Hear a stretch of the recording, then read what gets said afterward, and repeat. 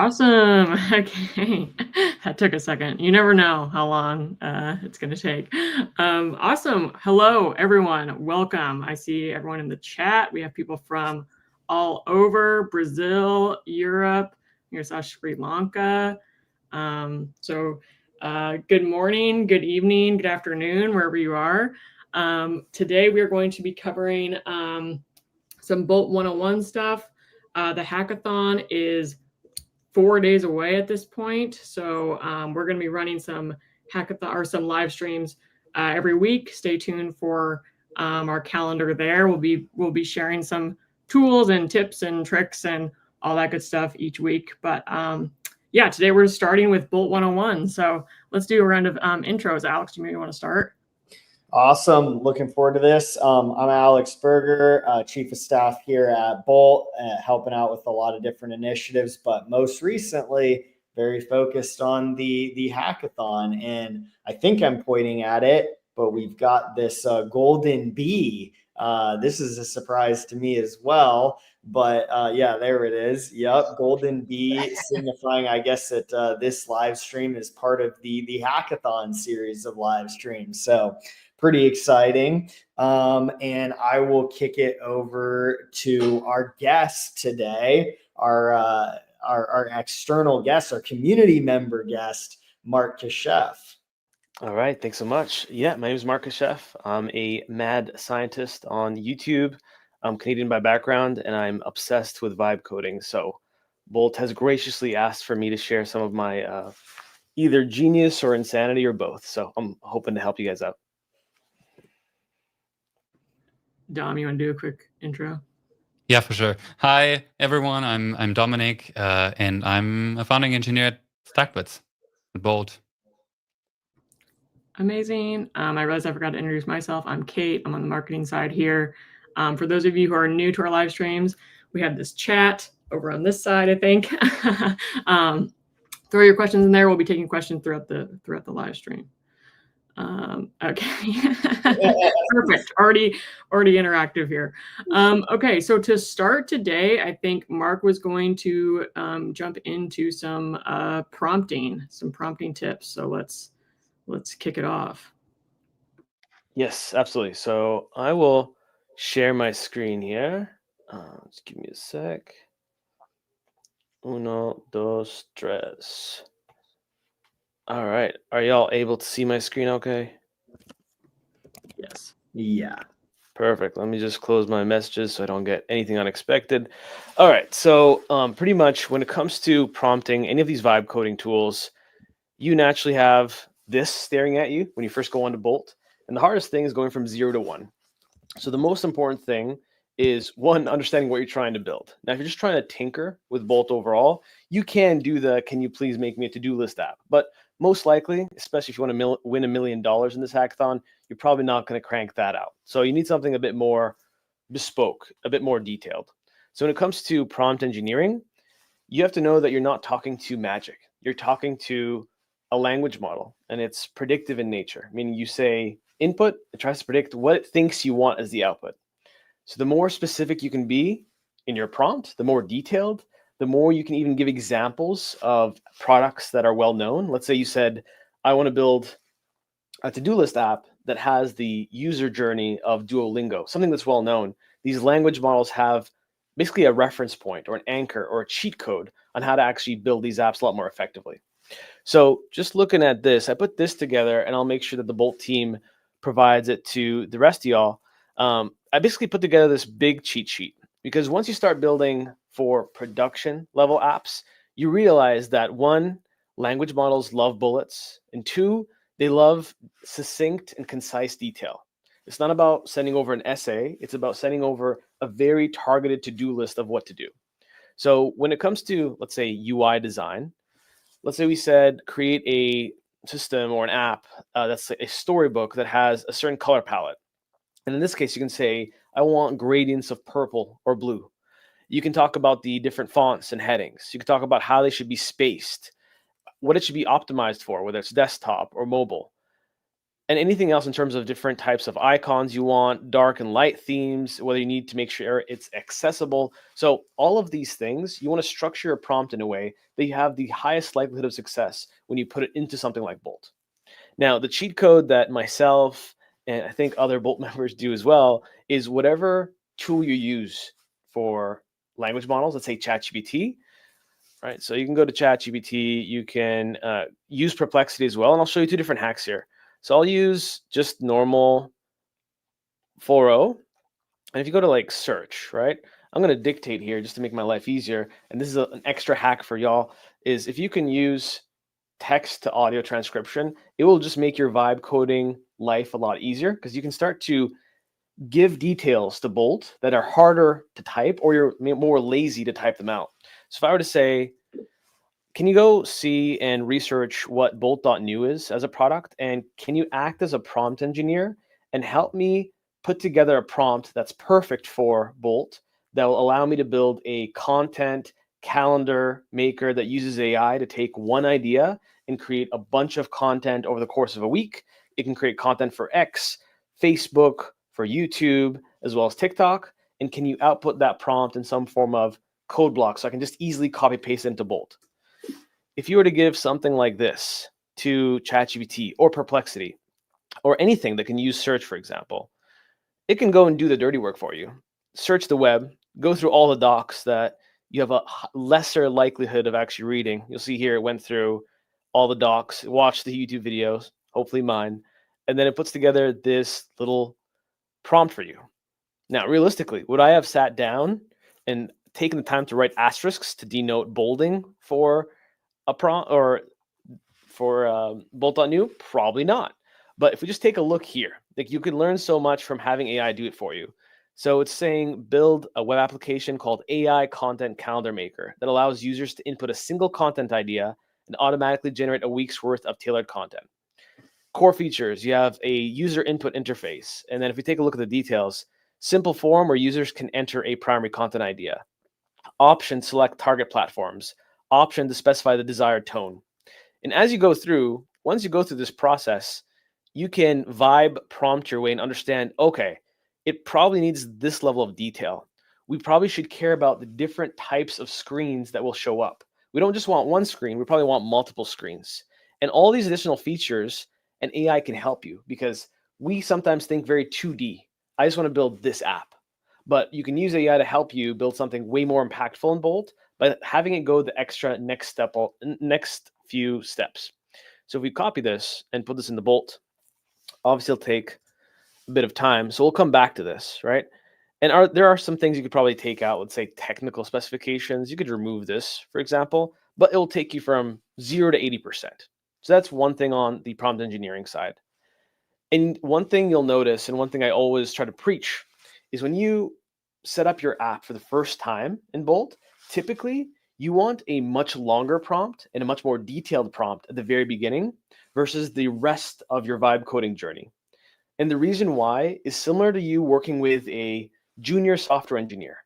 Imagine you worked with someone and he said, make me an app that will allow anyone to make an order for, I don't know, any form of food item. And it would go search all the different vendors like Uber Eats or DoorDash and find me the best deal from this restaurant. Okay. Let's say that's a theoretical idea. And that was your only prompt. And you said this to a human engineer. Now you're not giving them too much detail in terms of how it should be built, what screens should be there, what they should expect in terms of features that are coming down the line. What are the different intricacies and details that come in terms of the user journey and user experience? So you giving that one vague prompt to an AI and expecting it to mind read and understand where you're going with this can make this a lot more painful or unnecessarily painful. So it's kind of like you're foreshadowing to this junior software engineer what's coming down the line. If I know, imagine you're building a house. If I know that you want to build a house with a swimming pool in the middle of the house, right, with a little courtyard, but you just say, build me a luxury house with 10 bedrooms at the beginning, I didn't know you're trying to build a pool. So if you told me from the beginning, that's what I'm planning on doing, the likelihood that the junior engineer plans and builds your app in a way that's easy to do is way higher. So this is a technique that really just pushes you to be a lot more thoughtful with your first attempt. And once you do that, your next prompts can be a little bit less detailed, but more targeted. So that's on the prompt side. All right, and in terms of language models in general, you'll see here that a lot of my prompts, and I won't go through all of these in depth just because time's sake and also your attention's sake. Some things commonly pop up, not just in Bolt, but any vibe coding app that take a bit of time. So integrating Stripe with Bolt's actually pretty straightforward from the fact that you can create a product in Stripe, you can take your API key, hook it up. The last mile sometimes takes a bit more time, which is you have a screen that says pay, and then it should route you to some URL for a checkout screen, and then it spins a bit. And sometimes you have to click attempt fix multiple times, and then it doesn't work on your first try. So I put this prompt together that I won't go too in depth with, but the same way you talk to ChatGPT, you can speak to Bolt, meaning if something's not working, one feature I really like to use, and hopefully this has put it together, is this feature here, basically like the chat mode or build mode. So right here, discuss.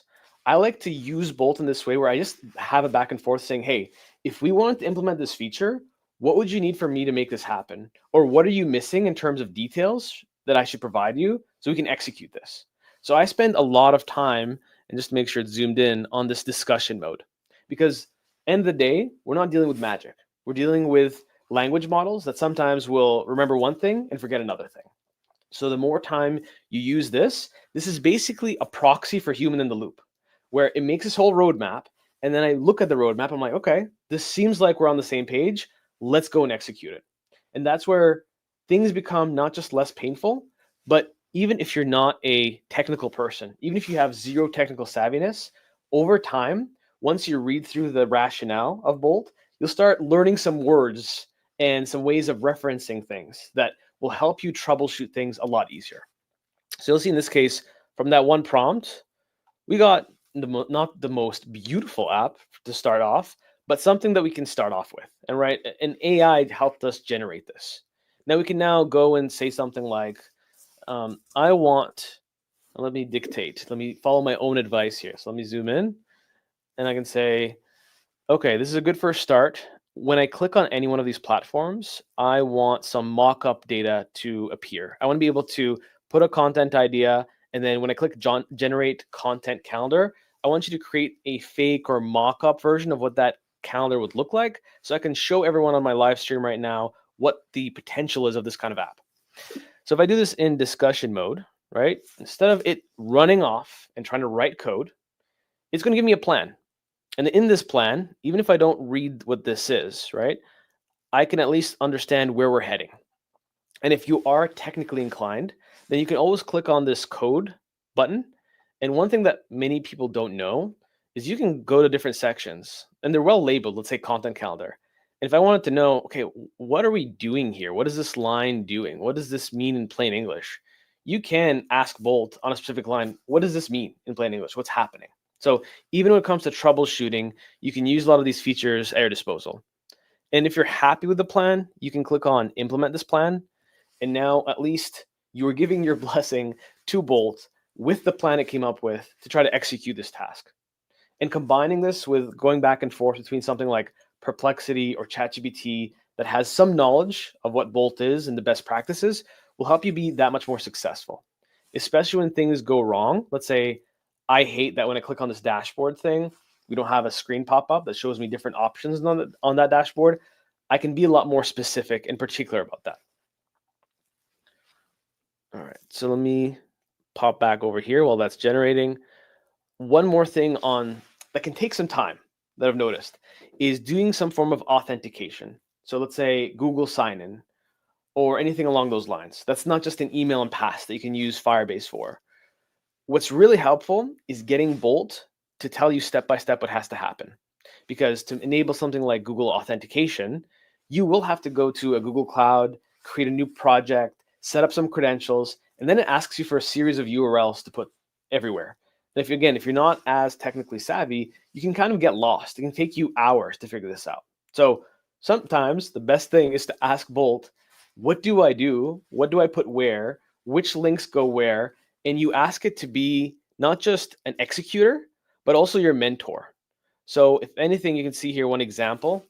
I like to give checklists in my prompts to Bolt, where I say create documentation that reminds users to create and configure their environment file, set up Google authentication, configure Supabase authentication settings, test authentication, etc. So you can also instruct it to say, hey, put together this application. This is what I'm going for. If it's not working, can you always try to give me different recommendations on how I can get out of this scenario? So you can use the LLM as your executor and your mentor in both scenarios. Now, one additional cheat code. Sometimes, and this is even myself, I can fall into this trap. You prompt really well. Things are still not working somehow. And you know it keeps referring to the same file over and over again. And this is one key example here where it will tell you it updated this file or this file. And even if you're not technically inclined, if you click on this, it will show you this file. So sometimes what I like to do is if things are really spinning, I'll just copy paste this into a new chat. Let's say I'll use a smart model like O3, and I'll say, can you audit this code, right? And then let's see if you have something wrong. It seems like XYZ is wrong, not sure what's happening, right? You can not only ask ChatGPT or any language model that, but you can also say, if you know the solution, let me zoom in here, the solution, then write a prompt with what should be done to fix it. And then you can basically crank out a prompt. You have now a second opinion, kind of like going to a doctor. You have your main doctor, which is Bolt, but you go to your second doctor for a second opinion. You take that prompt, you throw it back into Bolt, and maybe that helps you unlock it. Maybe it stops spinning and has a new perspective now. Because things like O3 are smarter than the average person. So for myself, I might not be as detailed or meticulous enough to know that if I'm building a content calendar app, there's probably XYZ different components that are happening behind the scenes. And you can actually name those components. Which leads me to yet another example of a little prompt hack. If you know that it keeps referring to, in this case, I don't know, let's say content form, right? To make changes in the form, you can say, hey, I want you to just change this file, content form.tsx. And that will help it just know, all right, I'm not going to rewrite any other code. I'm just going to focus on this file, and we're going to keep spinning here until we're good to go. So now if I write something like healthy meal prep, and I say all these platforms, I say generate content calendar. Okay, so it came up with some mock data that will probably look a lot better if I open this up in a different portal. So let me just do that again. Healthy meal prep. We'll click on generate content. So now we have something that immediately my recommendation would be this needs to fit a lot better, right? So this is where we start going back and forth, which leads me to yet another hack. Instead of me just saying it looks ugly, right? Pretty poor, vague prompt. I could just screenshot this and say, go back to this, paste it. So it does generate. So you did a good job on that side, but it's all squished together. It's not well organized. It doesn't look appealing to the eye. I even open it on my very big laptop screen and it still looks very scrunched together. Can we please resolve this? All right, so now you're giving a picture. And a picture, like the old adage says, is worth 1,000 words. So instead of me describing how bad it is very poorly, you can just use this image as a proxy. And when you send this over, it should, again, because we're not dealing with anything functional here, anything that's overly tricky, understand that we have to edit this file. Apparently, it's in this thing called components, features, content calendar. And this shouldn't be too hard for Bolt to take care of. Because at the end of the day, it's more shifting around the different parts here. So that's on that side. While this is loading, let me just open up Bolt again. I'm just going to show you a few different features that people don't really talk about. So if you go to settings, you have a few different options at your disposal. One is a knowledge base. People don't care about the knowledge base in a lot of products, but this is actually a big cheat code. If you have a certain brand guideline, hex codes, styles, ways of building that you want it to always remember, you can set up a knowledge file here and put together a prompt that says, hey, whenever we create an app for this specific project, I want you to adhere by these rules. And then it always has these rules in reference. If you have something that globally, meaning like for every single project you want to crank out, you don't have to repeat yourself every single time. you can use this global prompt to affect everything. But it's a two-edged sword. So you want to remember that it's global, because if you set up a global prompt and you forget you set it up, you might spin for hours on something that is not actually Bolt's fault, but you gave it an instruction that maybe clashes with your new instruction, and then there's a bit of a tug of war. And language models don't like tugs of war. They like definitive, they like succinct, they like to the point. So these are awesome tools if you use them wisely. And then two more I'll gear your heads towards is this diffs function and dynamic reasoning. So on the diff side, what this means in plain English is if you toggle this on, instead of rewriting that entire snippet or file every single time you want to make a change, it can just change the part that it pinpoints as the trouble child or the issue as to why whatever problem you're dealing with is happening. So this not only saves the language model on ripping requests and credits, but because it's pinpointed to certain parts of the file, it makes it a lot easier to go through that in that regard. And the last one here, dynamic reasoning. This is, I think, in beta for now, but this allows you to use extended thinking. So if you're aware of the language model Claude, if you were to go to Claude, right, you'd have this button on the real product called extended thinking. So that function there is a proxy for extended thinking. So let me just close that up. Now, I think those are the main features I wanted to go through here. If I forgot anything, please let me know, Kate and Alex. But let's take a look at our UI right now. Yeah, go ahead, Kate. Yes. No, I was just gonna say, amazing. People are asking in the chat if they will have access to this cheat sheet, which yes, we will be sending out to folks. Make sure you are registered on the River site. I'll add the link here. We'll send a follow-up email, as well as we'll put it in the description of the YouTube page as well. Let me just pop this in here. And then we have a couple questions coming through. So let's get those on the screen as well. Sounds good. Okay, this one. Dom, I think you wanted to cover this one here. Yeah, so I can definitely speak to that. So one tip that I can give everyone is, or what I see is people generate like these very, very massive PRDs that have like all the information in it and like all the features that are required for the applications, especially if you start out basically on a clean slate and you just start a new project. What I can recommend and what I often do is try to break it into smaller pieces. So you can definitely have something like ChatGPT, Perplexity generate this like PRD. But then what I do is I try to take, or I ask ChatGPT then, okay, break it into tasks, and then it generates these tasks. And then usually I refine and take one task at a time. At least that's what I do. Because if you paste in these very, very long PRDs, chances of like conflicts in instructions, especially in like Bolt's underlying system prompt, the project prompt or the global prompt, the chances just go up. So I would recommend really to focus on one thing at a time. Say like, yep, I want to build this. This is your first task. Build the skeleton, and then you basically go feature by feature. And you use tools like either the prompt enhancement tool in Bolt to refine your prompt, or you use ChatGPT or Perplexity or some other of these other tools to refine every task on its own. And if it becomes too big, I would again suggest to split it up even further. So you can really divide and conquer like these tasks as you go, instead of really just pasting in the entire PRD.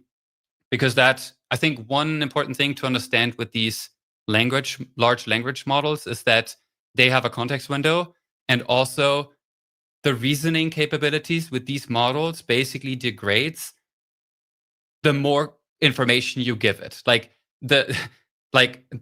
the more is in that context window, the less accurate it will be to follow all the instructions.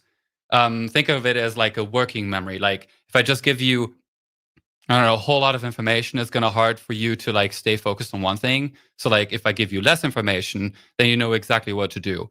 So it's very important to understand the limitation, like basically overwhelming the LLM or the model or Bolt with too much information. So that's one thing I would do if you see like, oh, it didn't do this, it didn't do that. Like, okay, make it smaller, make it more concise, and yeah, I think that usually increases like the success rate. Bruno asked, where's the sweet spot in terms of prompt length? And I think the answer is like, this stuff's kind of non-deterministic, right? Like you're going to find that out by experimentation and what Dom just said. If you put 5 things into your prompt and only 2 of them got built and you got errors, too long. Revert, try again, just undo that prompt, shorten it up, and try less things at the same time. And you'll develop like a gut feel, but there is a lot of variability. So I think it's you just got to experiment to find that. Yeah, especially. Yeah. Oh, sorry. Please, go ahead. Please go ahead. Oh, I just wanted to mention. You mentioned it actually, right? The discussion mode is like it's a cheat code. Like it's. I think I saw a question in the chat. Like, is it free or does it cost something? Yes, discussion mode is, well, it's not free, but it's like 90% less expensive than like not using discussion mode. So like it's very, very cheap.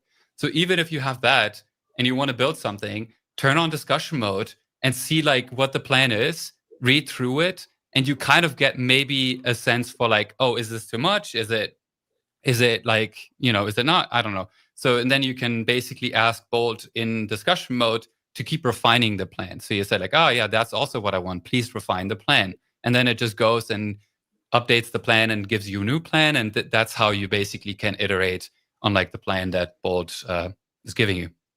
No, that's awesome. What I was going to just build on top of that is just answering Bruno's question as well. I'm not going to make this technical, but language models have this understanding of what's called attention. And it's similar to the way we think about attention. So if I told you, as if you were my employee, here's 5 different tasks on a Jira board. Each one is a completely different context, and you need a completely different frame of mind to finish that task. Like, odds are it's going to be a pretty big prompt, and it's going to hallucinate because it's trying to optimize its attention in 5 different directions. And just like me, I am not a robot. I need to focus on 1 or 2 things at one time. And ideally, they're in the same vein. So you can have a long prompt if it's all focused in the same arena or the same North Star goal that is longer than usual, and it could do well. But if you have a prompt that's saying, fix this, the button sucks, Stripe's not working, Supabase is not hooked up, we need to log everyone at the same time, and you notice nothing works, well, odds are it's trying to optimize 5 different things and kind of fixing the code in little bits for each one, not knowing that when it fixes the code in each part, it's creating even more conflicts. So now you start getting into spaghetti code land, where now you're going to be debugging that spaghetti code that you just made yourself by having it go in 5 different directions. So choose one direction at a time, finish that one component, make sure it's working, and then move on. And ideally, a little cheat code is like telling in your global system prompt, only change code that is exactly relevant to what I'm asking for. Because sometimes language models will be like, okay, he's talking about the button. There's like 2 files that reference this button. Let me just change all 3 files. So if you even push the language model to be more focused on its own, on top of this will make you a much better prompt engineer. Really good point, actually. I think one of it. I actually think it often comes down to like the hallucinations, at least, or is one of the sources, is that you have these common sense prompts where humans have common sense. They can basically make sense of stuff like almost instantly because we have that experience. For instance, if I would ask you, can a bicycle fit inside a matchbox? I guess like you would instantly say, no, of course not, because it's way too huge. But an LLM would basically reason about it and say like, yeah, maybe if it's a fold-up nano bike tucked neatly in a matchbox, it might fit. So like that's kind of the common sense that a lot of people like do not think about LLMs are trained on data, and that data has a cutoff date, which also actually is a good point to keep in mind, because like we often think that, you know, it knows everything, it has the most up-to-date information. That may not always be the case. So yeah, just keep in mind that like it really thinks through stuff, and it might come up with solutions, like very creative solutions, that a human would maybe not, because they have common sense. Do we have another question? Then Yes, looks like we have. Let's see. Well, Alex, do you want to go through the modes? You're muted. Mark covered a lot of that. I think there's some of the questions are going to loop back to the only stuff we missed there. Let's just keep, honestly, we had more of an agenda here to keep going on, but the questions are so good. I feel like let's just listen to the audience and get a bunch of these answered. Love it. Okay, let's see. So, okay, so it looks like we have a kind of a mix of some questions and or some questions about the hackathon, but also just prompting in general. But let's just start here. What are the downsides to using diffs? So I think there was a really good comment that I wanted to pin from chat. I think it was Krishna right here that basically answered this question. So I think I love diff mode personally. So actually, you know, before let's hide that secret. What is diff mode? You didn't cover that, Mark, did you? I just covered it in brief. That it just pinpoints. Yeah.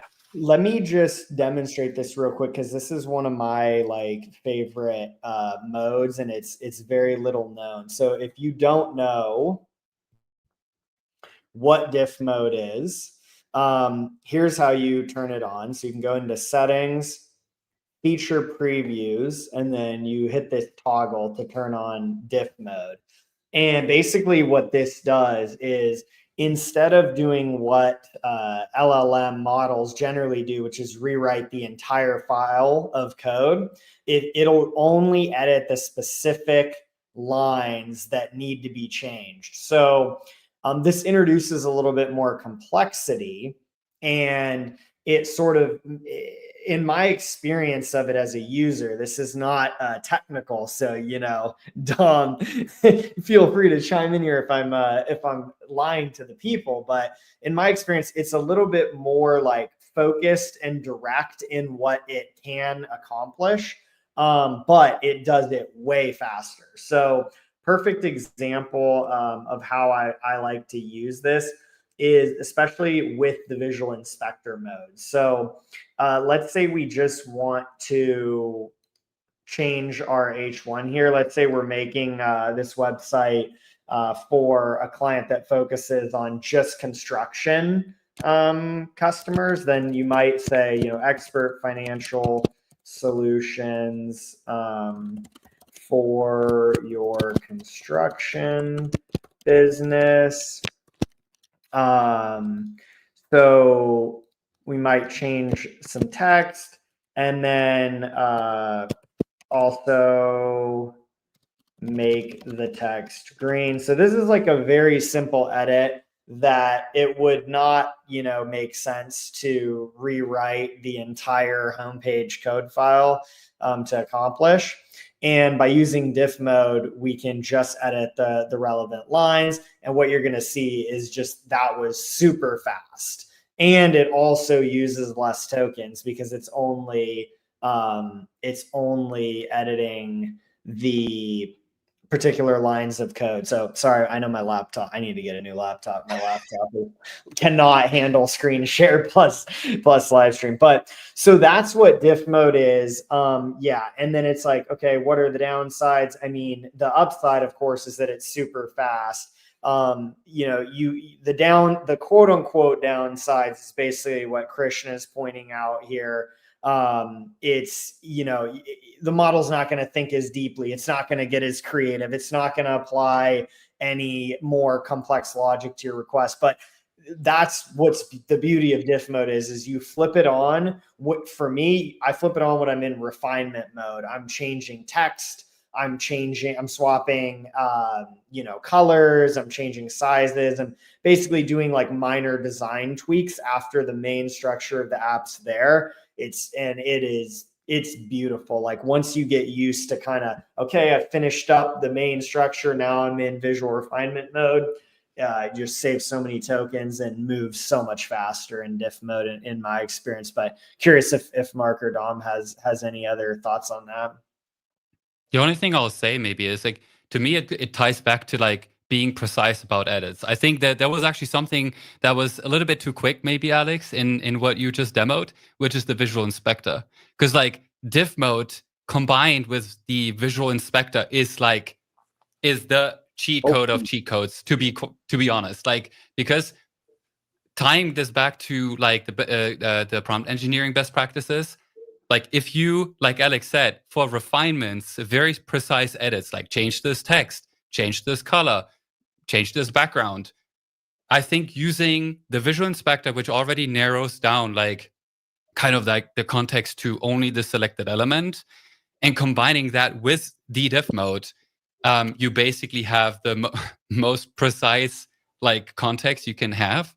And if you then, on the flip side, if you build out new features and you paste in, coming back to like the task-based approach, you want to build out a new feature that's missing, I think maybe you would go back to settings, turn off diff mode, maybe turn on dynamic reasoning for that extra like depth in the thinking. That's perfect. So I actually think that flipping between diff mode and non-diff mode and reasoning mode actually makes sense in a lot of cases. Yeah, it's like taking a Mark. magnifying glass and you're just adding more and more zoom. So if you just say fix the button on the top right and you add an image, that's like 1x zoom. If you do visual edits, it's 2x zoom. If you do reasoning, now it's 4x zoom on that one feature. So the likelihood that the language model hallucinates or doesn't do the thing you're expecting is a lot lower because you're giving it no other options to have ADHD and look elsewhere to make changes, right? So you're really focusing it. Here's a great question that came up. Can you restore history and go back to previous versions of the app? Because if you're watching closely, this did not actually accomplish exactly what I wanted in terms of the green text. I really wanted it to be just up here. And so I don't really like this edit. And so, yes, this is very important. There's two ways to revert. And well, actually, I guess there's kind of three ways. So the first one is you can just hit undo right here. Another one is you can scroll back to a previous point in the chat where you liked the state of the app and you can roll back to that checkpoint. And then a third and lesser known way is in settings. There's actually this backups feature that has various time-stamped backups of your project that you can load as well. But generally speaking, what you're going to use most is just going to be like, I really didn't like what just happened there. Highly recommend. If you did not like the result, undo. Do not continue iterating. There's no point. And it's just so much faster and easier to just undo. And your project will just be especially with diff mode, right? Because like you spend so much less tokens with these edits. It is way less expensive to roll back and just try again.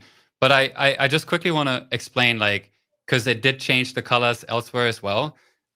What matters though is that your prompt, even though you kind of use that magnifier and you zoom in, you still need to be, you can't expect it to all of a sudden fill in all the gaps. Like if your prompt is still vague, it still tries to be creative and like infer that, oh, you want to change the color here for this text. Sure, I'm going to do that. You gave me all this like narrow context, but that maybe needs to be changed here for this button as well, because maybe you also want to change it everywhere else. So I think just being super precise with your edits with Visual Inspector in diff mode really helps. Like here, you could have said maybe something like only change the color of this particular text. And then with the Visual Inspector, it knows that the text you're referring to is the one that you selected via the Visual Inspector. Yeah, and that's what I did here. Just make the text for each link in the navbar green. Font changes, any other text. So I didn't even say it right. I just said some random gibberish, but that was more directionally mentioning the navbar links, and that did the trick. So, and I think actually what you just saw there is a perfect example of why you should just undo and try again. Don't keep digging deeper in. If something goes a different way than you want, just undo, try it a different way. That is just, I think, Mark's nodding because I know anybody that's spent a few hours building in Bolt knows that is the way to iterate through the process rather than continuing on. Yeah, there's also one more way to back up your stuff. And the reason why I'm going to bring it up is it'll be super helpful for the hackathon, because someone asked the question, how can multiple people work on the same file for the hackathon? So if you hook up your GitHub, you can do two things. And I think Bolt added a feature 2 weeks ago. One, once you add your GitHub, you can commit your code there. So now you have a rollback history of everything that's changed that you can always go back to. That's number one. Number two, you can create what's called a branch. A branch is a version of your main tree, which is your app, that multiple people can contribute to. And then you can merge them all in at the end. So multiple folks can work on the same Bolt project if you hook it up to GitHub. So it acts as a 2-in-1. It's one more layer of version history, and it can allow collaboration as well.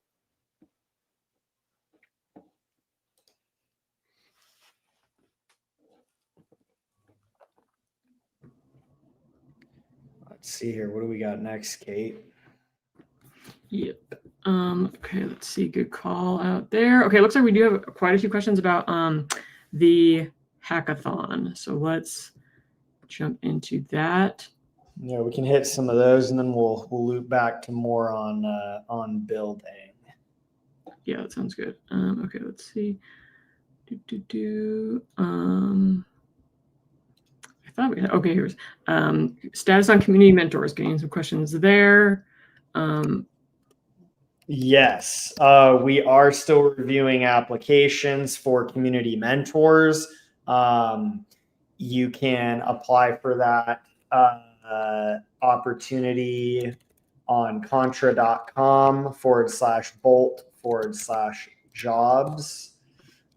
There's a listing there for those of you that are interested. I won't go into the whole details here because I've already talked about it on my Twitter, and you can read some of the details in the Contra job post, but super exciting opportunity to help out the community during the hackathon. We're going to be having so many new builders joining. And so for some of you folks that have been around for a while, and chances are you're probably a little bit bored on this live stream hearing the basic tips that you've already figured out yourself. If that's the case, you might be a good fit for this because obviously there are a lot of good tips and tricks. And I mean, this is 101 how to be a Bolt builder. So it only gets more in depth from here. And if you have that knowledge and you're interested in sharing and helping the community, I would definitely go check that out. We'd love to work with you.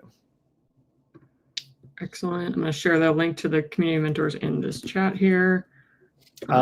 Builder pack. So associated with the hackathon, there's going to be a build pack of awesome tools and from the sponsors, as well as some stuff from us as well, some tokens to get you building. So that is going to be formally announced tomorrow. And then the first email blast providing you access to the various tools should be going out Thursday or Friday of this week. So you will have that as you get started with the hackathon.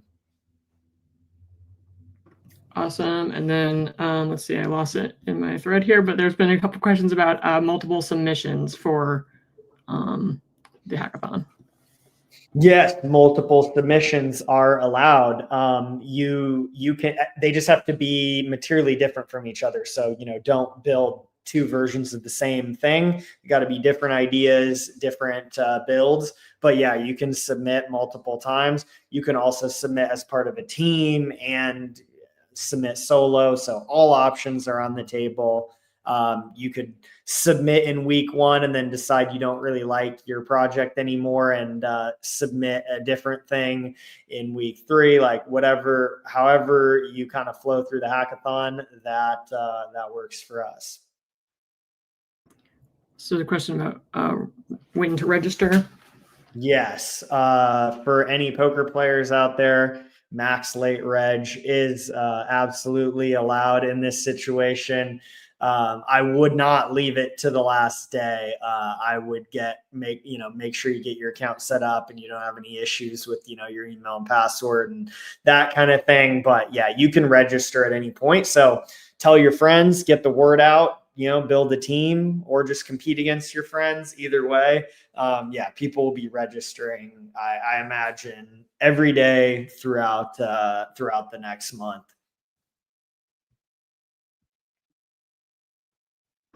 Awesome. Okay, and then I saw a few questions about Expo specifically. We actually have some resources here. Let me just share. They just put out some helpful resources this week on deploying mobile apps. Oops, let me just get those. And those resources are a great start. Also, if you're excited about learning more about mobile, we're going to be doing a live stream with them on how to build with Expo. So just make sure you're signed up for, if you have a Bolt account with a valid email attached and you haven't unsubscribed, you'll get an email notification on that. So also if you're registered for the hackathon, so we'll be doing more content with them as well, which should be awesome. I know they have something planned on their YouTube channel as well. So if you're interested in mobile, you should go check out the Expo YouTube channel. Yep, for sure. And speaking of sponsors, Kate, would you mind sharing your screen with that tab? Because my laptop's not worthy of this very important challenge here. So I want to give a shout out to our gold tier sponsors for the hackathon. The incredible prize pool and a lot of what we're doing here would not be possible without support from these folks. So if you have ever built anything with Bolt and hit that little deploy button in the upper right hand corner, then you may not know it, but you have used Netlify. Netlify is our main integration that we have for deployments. And after you deploy, there's a little claim your site on Netlify link that drops into the chat.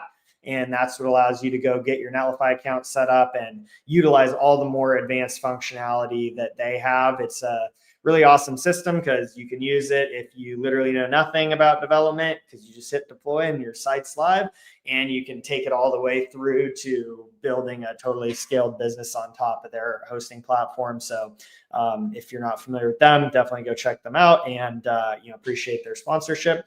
Supabase, of course, as well. If you've built any applications with backend where you're storing data directly inside your Bolt app, or if you've added username and password authentication to your app, likely you've been doing that through our Supabase integration.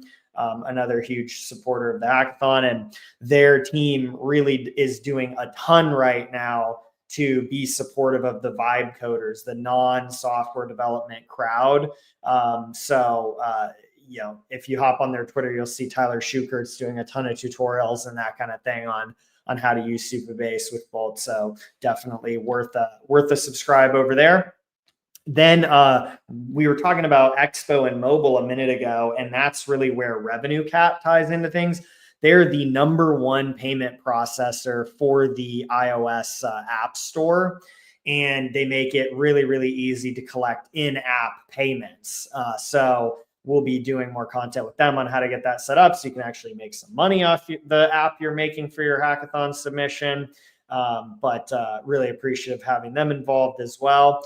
And then I can't really spoil the full surprise here, but I will just say Entry is doing probably the coolest thing for the builder pack. So definitely stay tuned tomorrow. But what Entry does is they make it extremely easy to get custom domain names configured and pointing wherever you need them to point, including at your Netlify. So if you own a domain or you need to buy a domain and get the DNS all configured, Entry makes that super, super easy. They also have a way where if you actually build an app where you want to sell domains to your users, they make that a easy to do integration as well. So a lot more to come there, but just wanted to make sure that we thank the gold tier sponsors that are making this whole hackathon possible. So super appreciate those folks and look forward to the live stream with them. So Bruno, you can actually use Netlify and Supabase directly inside of Bolt today. It's on the integrations drop down in the upper right hand corner. And then tomorrow we will be announcing, and later this week we'll be sending out the hackathon build pack to everyone that is registered. So make sure to go over to hackathon.dev, get registered, and you'll get the email on that for the additional builder pack offerings.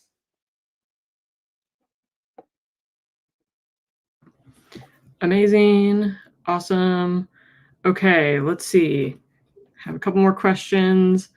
Okay, we're getting a lot of questions on just like backends in general, backend question mark. You just want to speak to? Yeah, I'll start because from the non-technical angle, and then we can get additional insights from Dom and Mark. But this kind of goes back to like what's the optimal prompt as well. Like one thing I see in non-optimal prompts are prompts that ask for complex backend functionality without any sort of plan or a clue on how you want to actually accomplish that. So not to put anybody on blast, I won't flash the username, but the other day I was working with the data team, and we're doing some analytics to figure out how we can make Bolt easier to use. And I saw prompts that were like asking for like a financial services, like stock trading app with built-in data science models to predict the future direction of stocks. And I thought that was a perfect example of like, okay, from one perspective, like I get it, that kind of, you're not technical, so maybe you don't have a great understanding of like what is and is not possible with the current state of like AI coding. But what it really highlighted to me is that if you're looking to add some complicated backend functionality, the best thing that you can do is identify an integration that is going to allow you to do that. And if you're not familiar, like, what does that mean? Like, what can you Google? Like, what you should probably go Google or put into Perplexity, more like it, or ChatGPT with search mode enabled, is like, what is an API that allows me to do XYZ complex functionality that I'm looking to do? Because like, just, to give some examples, revenue cat, you want to collect payments, you're going to want to use like something like Stripe or revenue cat. You're not going to want Bolt to recreate a payment software from scratch.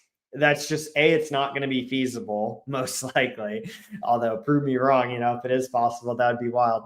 But there's just so much. That's just reinventing the wheel. There's API providers that can just handle that for you, right? Like you want to send an email, find an API. No free shout outs, but there's some really good APIs out there that'll allow you to just send email from your app. Like, so I think it absolutely, you can integrate deep backend functionality with Bolt. And the best way to do that, if it's really complicated, is through an integration. Now, there's some caveats there because you can build certain types of backend functionality depending on what you're talking about with Bolt, but I'll leave it to Mark and Dom to dive into that a little bit more. Yeah, Dom, do you want to go first, or you want me to? No, I think if you have a demo, so I think it makes sense if you go first. Cool. Okay. I'll chime in. Okay. In the interest of time, I'll be quick. So in general, on the backend side, if there's something like, please call OpenAI this latest model, to do XYZ for me.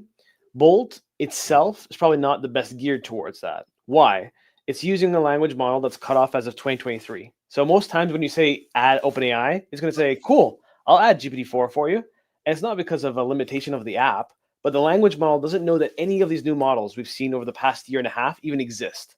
So using Supabase in that case is a really good bridge for you to offload, figuring out how to call that API onto Supabase. And all Bolt has to worry about is sending the request and receiving the response and formatting it the right way you expect. So sophisticated backends, let's say from a functional standpoint, from a JavaScript standpoint, Bolt can handle perfectly fine.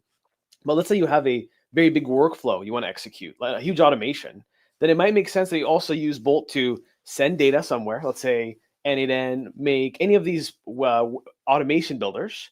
It does a bunch of magic that you can control behind the scenes, and all Bolt has to worry about is receiving a response.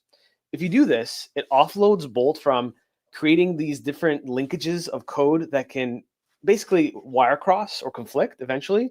You keep things clean, and you use Bolt as your orchestrator, your visualizer, the thing that helps you put everything together versus relying on it to do everything itself and relying on a language model that necessarily doesn't know the latest version of how to implement everything. So that's kind of like my TLDR. And if you want to share your piece, Dom, while I pull this up, go for it. No, I think that was perfect. I think Supabase is the way to go for APIs and backends. So what I would recommend while the screen is coming up here is, especially if you generate these PRDs, sometimes they will say like, these instructions can be conflicting, even though Bolt tries to do its best, like even though Bolt tries to do try to use Supabase wherever possible. If the instructions specifically say like, oh, write me like a backend in JavaScript and just use Node.js, like that's going to be conflicting with basically the like Bolt in the underlying system prompt. So if you really want APIs and backends, double check your prompts and maybe swap out like Node.js or whatever for like Supabase. But yeah. Cool. And yeah, I'll try to do this real quick. So I'm just to show you like an exhibit A of when you'd want to use Supabase. So you can go top right here, and then you can click on Supabase. You can go to Supabase, create a database for free, I think, for up to a certain point. And in this case, I connected it to something called Bolt Supabase. All I did is I wanted to use a brand new model from OpenAI called 4.1. So I was lazy as usual. I went to Perplexity and I said, hey, can you just like write a script? And now I don't care for the Python itself. I just care that it writes all this. So I can just give this to Bolt and say, go make a function in Supabase that will do something like this and send a prompt, right? I'll take this. I fed it in. I said, I want to use a model you've never heard of before.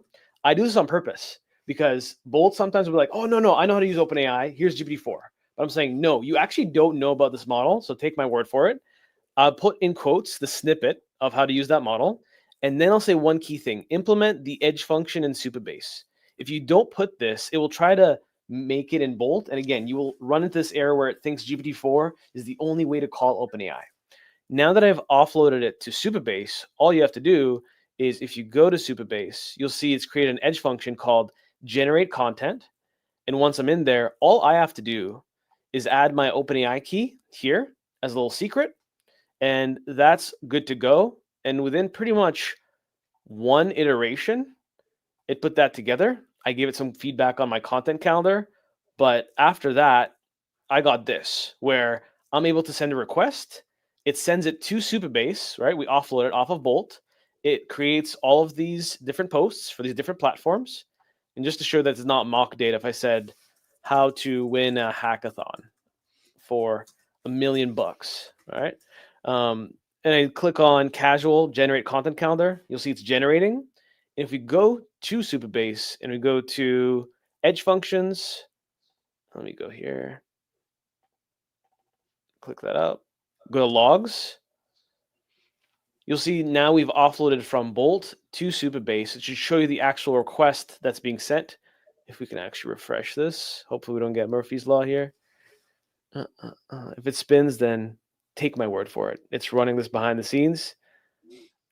On the front end, though, you can see right there, we were able to implement 4.1, which is a very new model for OpenAI. And it took what, 1 to 2 prompts? just very geared. If you didn't do that Supabase part, you could spin for 3, 5, 10 messages and say, this doesn't work, bye. We want to avoid the bye. You can offload these to different ways. Supabase for APIs is awesome. If you have a workflow automation, then you can send what's called a webhook. If you don't know what that is, worth learning for the hackathon. It's like a message of a payload of a data that comes from your front end. Throw it into an automation tool, do a bunch of stuff, return back the response. So that's how easy it can be. And you can see here, now it loaded. If we go to the logs, you'll see it was able to execute this function. Pretty straightforward. And if you ever have any problems, going to the logs in Supabase gives you a richer error. So if things are not working overall, I can stop sharing. If things are not working, sometimes Bolt just gives you some random error. And if you're not a coder, you don't know what to do with that. Supabase will also help you get more meaningful errors, just like where the error is happening. Do you have the wrong key? Did you forget something? Did you write the syntax the wrong way, etc.? So definitely helpful. That was awesome. And if you're watching this and you're like, oh my gosh, Supabase, it's overwhelming. What do I do? Well, I have good news for you. What you should do is go register for the hackathon so that you're on here when we do the deep dive live stream with the Supabase team, where we go deep into exactly what Mark's putting forward there for an entire hour. So there you go. Hackathon, it's not just about competing and winning. I think it's about what we learn and the friends we make along the way. So looking forward to seeing a lot of you on the future live streams where we'll continue to dig into this stuff. I don't know, Kate. I mean, I know we're at time, but maybe we can run through a few more quick hit questions here before we wrap things up. Yep, I think that sounds good. That was so wholesome, Alex, what you shared. I think that's an important thing for people to keep in mind, right? I mean, of course, the hackathon is a competition, but the more important part really is the educational piece, right? So this is a point in time where all of a sudden it's possible for people to build software who previously could not, because you don't know how to code, as I do not know how to code. And this is an event really that's about bringing everybody together and allowing them to learn these skills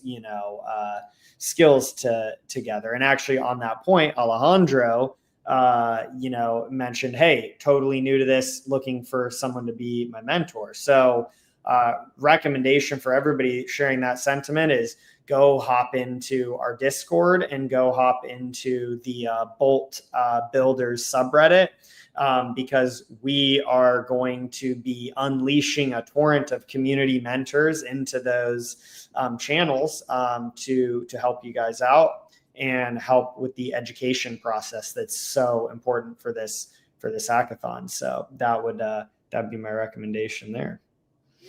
Yeah, and someone had asked if there's going to be a Discord channel to have to connect with teammates. We are hoping to get that launched this week, so stay tuned there. There was a question about running out of tokens. Let's see, if we run out of tokens during the hackathon, can they use their own? Yeah, so we're going to be providing, this is not officially announced yet, so stay tuned tomorrow, but we'll be giving away some Bolt credits. And if you do need additional credits, yeah, you can use your own credits. Absolutely. There's some question of when live stream will be with Supabase. I believe that's going to be either second or third week of June. I'm getting a calendar together that we'll announce this week as well, so you'll be able to see and plan for the upcoming live streams with some awesome tools that we have queued up. Let's see. Gosh, we've covered a lot here. Just trying to go through. Oh, this is a question. This is more about building. Will there be a better way to add logos to the project? Tom, you laughed. I did, but can I spill it? Or... Yeah. Oh. There's maybe a secret, but I don't know. Stay tuned. Alex, but maybe stay tuned. I mean, there's only like 1,000 people watching, so you know you get like benefits from being on the live streams. We're announcing I mean, this super soon, right? yes. Yeah, I mean, I can speak to it if you yeah, want. yeah. Give them a little spoiler. Yeah. Okay. So we've heard that feedback, and currently, at least as of today, it's not super easy to just like drag images into the prompt and say like, yeah, use this image for the logo in my header, or replace this image, especially with the visual inspector, replace this image with the one I just attached. So definitely that can be a lot smoother, which is why we worked on this one in particular. So stay tuned. It's coming to you very, very soon. And so you'll be able to just like drag them in as usual, and Bolt will basically intelligently look at your images that you've attached, and classify them, whether they need to be added to the prompt or if it's just like reference images. And so everything will just like work without you doing anything. Let's go. Amazing. Let's see here. Few more that we could hit real quick. Okay, this is free promo. I can't help it, man. We need to get these people to sponsor, but I saw that Mark and I use the same tool. I think it's Whisper Flow, right? I agree. Yep. Yeah. I mean, guys, if you want to sponsor, we'll push this super hard.